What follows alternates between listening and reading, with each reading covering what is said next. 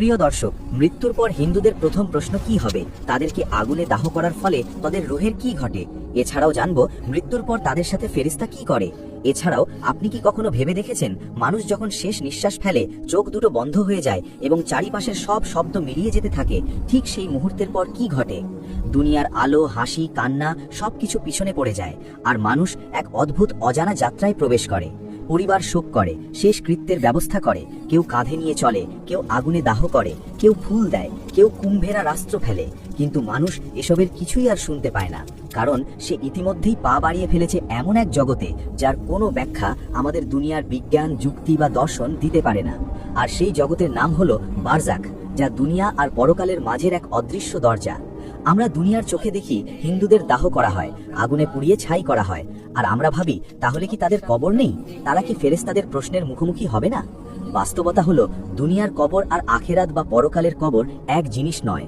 ইসলামের ব্যাখ্যায় কবর মানে মাটির নিচের গর্ত নয়, কবর মানে হলো মৃত্যুর পরবর্তী সত্যের প্রথম স্তর।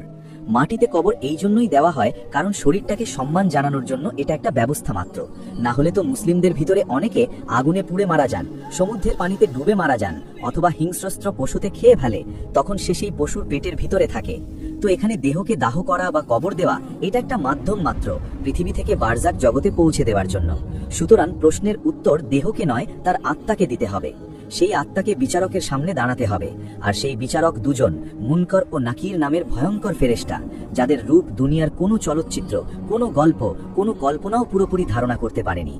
এবার মৃত্যুর পর যখন একজন হিন্দুকে শ্মশানে নিয়ে যাওয়া হয়, যখন আগুন তাকে ঘিরে ধরে, যখন শরীর ভস্ম হয়ে বাতাসে মিলিয়ে যায়, তখন মানুষ ভাবে সব শেষ। কিন্তু সত্যিকারের যাত্রা তখনও শুরু হয়। দেহ আগুনে পুড়ে যায়, কিন্তু আত্মা তো আগুনে পড়ে না। দেহ ভস্ম হয়ে যায়, কিন্তু আত্মা কি কখনো ভস্ম হয়? আগুন যখন শরীর শেষ করে, ঠিক সেই মুহূর্তেই আত্মা পা ফেলে অদৃশ্য বারজাখের দরজায়। আর সেই দরজা খুলতেই সামনে দাঁড়ায় পরকালের প্রথম দূত, মুনকার আর নাকির। এই ফেরেশতারা হিন্দুকে জিজ্ঞেস করবে যেমন জিজ্ঞেস করে মুসলমানকে। হিন্দুদের দেহ শ্মশানে গেছে বলে তারা প্রশ্ন থেকে বাঁচবে না, কারণ প্রশ্ন দেহকে নয়, আত্মাকে করা হবে। এখন প্রশ্ন আসে, দুনিয়ায় একজন হিন্দু যেসব দেবতার নাম নিত, সেই সব দেবতা কি তাকে সাহায্য করতে আসবে? শিব, বিষ্ণু, ব্রহ্মা, গণেশ, রাম, কেউ কি সেখানে দাঁড়াবে? একেবারেই না। কারণ কবরের জগতে মূর্তি নেই, আগুন নেই, পূজার থালা নেই। সেখানে আছে কেবল এক অন্ধকার বাস্তবতা, যেখানে সৃষ্টিকর্তা কেবল একজন এবং সত্য কেবল একটি। আর প্রত্যেক হিন্দু এই কথা প্রথমবার উপলব্ধি করতে পারবে সেই জগতে পা দিয়েই।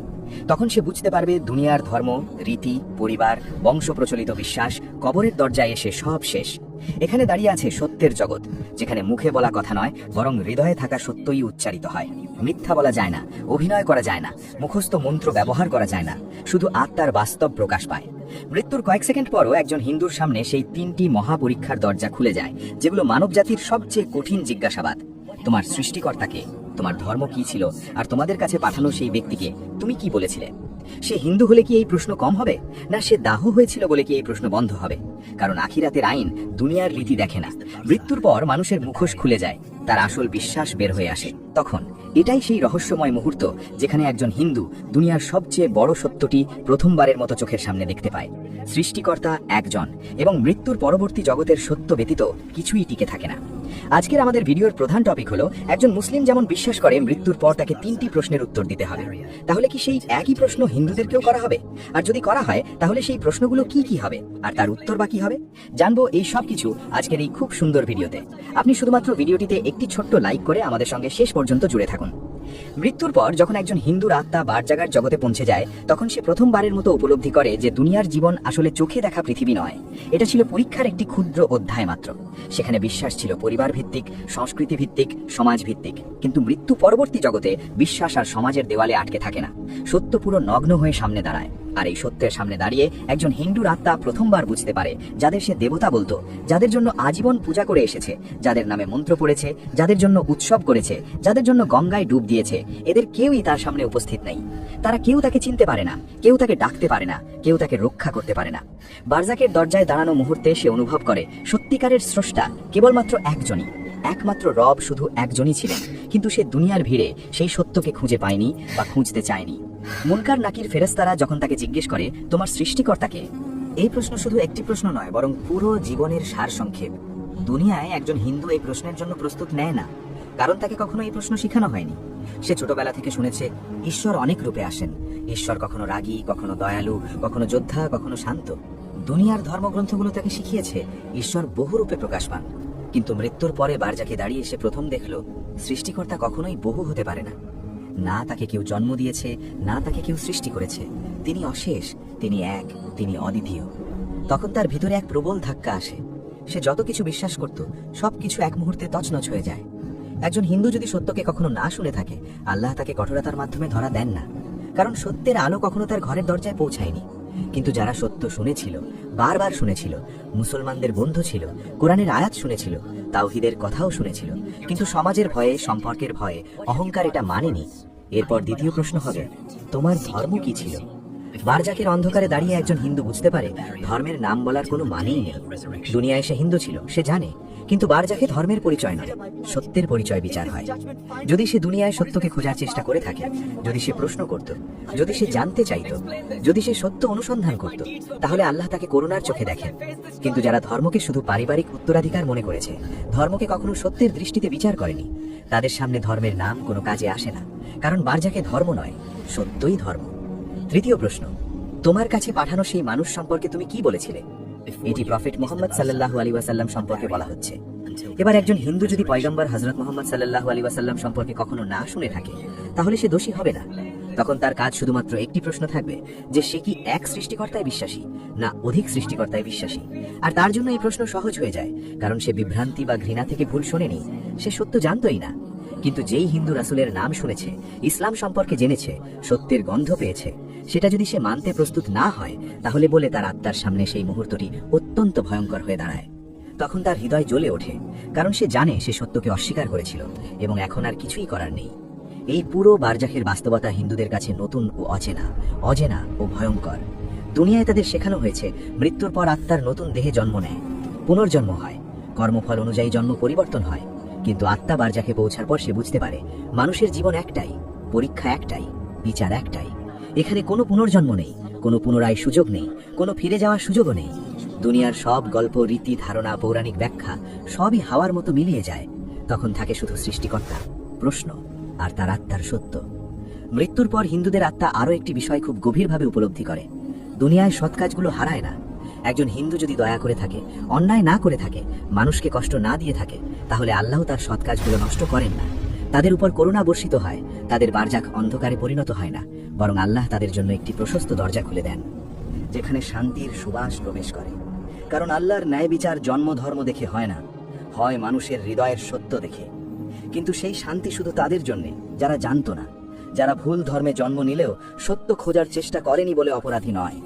অন্যদিকে যারা সত্য শুনেও তা প্রত্যাখ্যান করেছে, তাদের জন্য বারজাক অন্ধকার হয়, কবর চাপা পড়ে, আত্মার সংকীর্ণ হয়ে আসে, এবং তারা জানে তাদের ভুল ছিল অহংকার। দুনিয়ার শ্মশানে দাহ হওয়া, আগুনে পুড়ে ছাই হওয়া, নদীতে ভাসিয়ে দেওয়া, এসব দেহের ব্যাপার, কিন্তু আত্মা আখেরাতের জন্য সৃষ্টি। তাই শ্মশান কিংবা কবর কোনো বাস্তব পার্থক্য তৈরি করে না। বারজাকে হিন্দু, মুসলিম, খ্রিস্টান সবাই দাঁড়ায় একই সত্যের সামনে।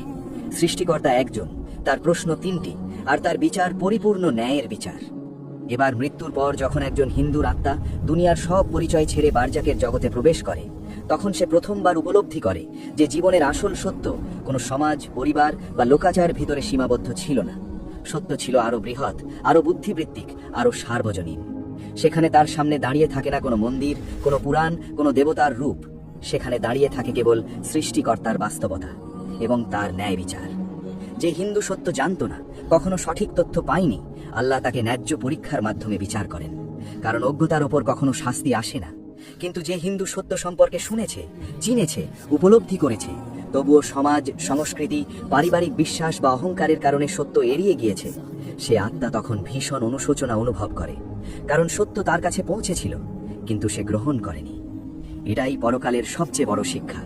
আল্লাহ জন্ম ধর্ম দেখে মানুষকে বিচার করেন না, তিনি বিচার করেন মানুষ কতটা সত্যকে খুঁজেছে, কতটা ন্যায়কে মানতে চেয়েছে, কতটা সৎ ছিল, আর কতটা হৃদয়ের গভীরে সৃষ্টিকর্তা তাকে চিনেছিল।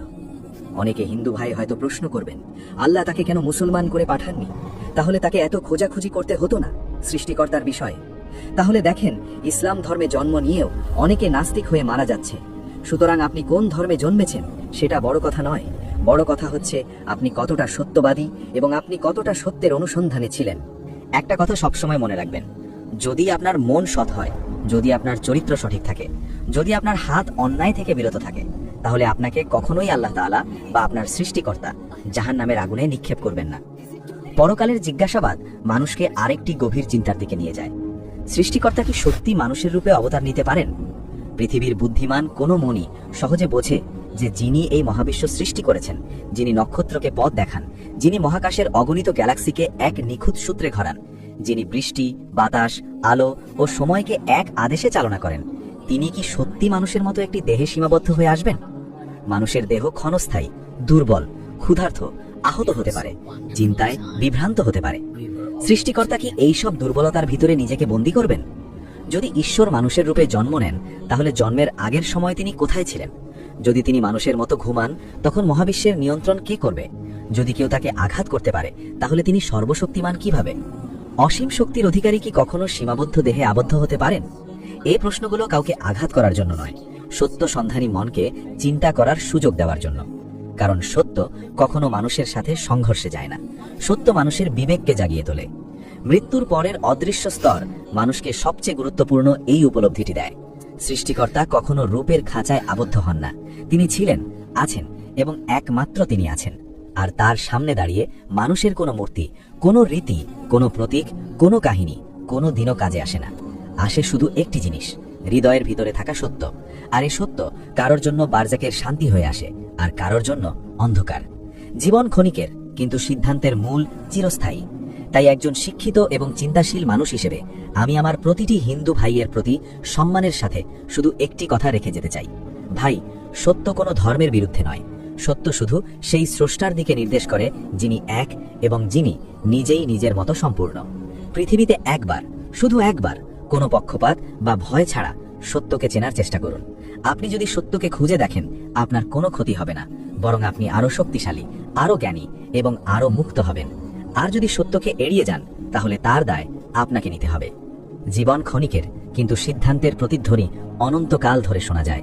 তাই শুধু বলছি, একবার সত্যকে খুঁজে দেখুন। সত্য কখনো মানুষকে ভুল পথে চালায় না। তো আজকের জন্য শুধুমাত্র এই পর্যন্তই প্রিয় দর্শক। এই ছিল আজকের ভিডিও। ভিডিওটি কেমন লাগলো জানাতে ভুলবেন না। আপনি কোন অঞ্চল থেকে দেখছেন তাও কমেন্টে লিখে জানান। আর কোন বিষয়ের ভিডিও দেখতে চান সেটাও জানালে ভালো লাগবে। চ্যানেলটি সাবস্ক্রাইব করে আমাদের সাথে থাকুন। আল্লাহ আপনাকে ও আপনার পরিবারকে সুস্থ রাখুন। আমিন।